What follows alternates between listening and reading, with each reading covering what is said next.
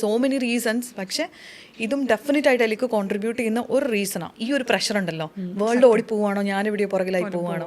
നമ്മൾ slow down ചെയ്ത് അപ്പം ദീപിക പദുക്കോണ്ടൊക്കെ ലേറ്റസ്റ്റ് ഇഷ്യൂലൊക്കെ സംഭവിക്കുന്നത് അവർക്ക് എല്ലാം ഉണ്ട്, എന്നിട്ട് പോലും സൊസൈറ്റി അതിനൊന്ന് ഒരു 8 hours വർക്കിംഗ് ടൈമിലേക്ക് എത്താൻ സൊസൈറ്റി ഒട്ടും ആക്സെപ്റ്റ് ചെയ്യാതിരിക്കും. ഇത്രയും പ്രിവിലേജ് ഉള്ള ഒരാളെ, സെലിബ്രിറ്റി ആയ ടാലന്റഡ് ആയിട്ടുള്ള ഒരാളെ ആക്സെപ്റ്റ് ചെയ്യാൻ പറ്റുന്നില്ലെങ്കിൽ അതൊരു വലിയ ഫാക്ടർ അല്ലേ.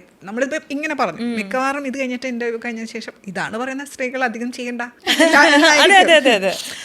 അത് ഇത് ചെയ്യുകയും വേണം. എന്നാൽ ഇതിന്റെ ഒരു മാനുഷിക പരിഗണനയാണെന്ന് ഇനിയും എനിക്ക് തോന്നുന്നു ഇനി സമയം എടുക്കുമായിരിക്കും, മെല്ലെ മെല്ലെ മാറുമായിരിക്കും. അങ്ങനെയല്ല, ഇപ്പൊ ഒരു സ്ത്രീ എന്ന് പറയുന്നത്, അല്ലെങ്കിൽ ഒരു സ്ത്രീ എക്കണോമിക്കലി സ്റ്റേബിൾ ആയിരിക്കേണ്ടത് ഇന്നത്തെ കാലത്തെ നമ്മുടെ ഒരു സോഷ്യൽ സിസ്റ്റത്തിൽ ഒരു ഫാമിലിയുടെ നിലനിൽപ്പിന് അത്രത്തോളം ഇമ്പോർട്ടൻ്റ് ആണ് അല്ലേ.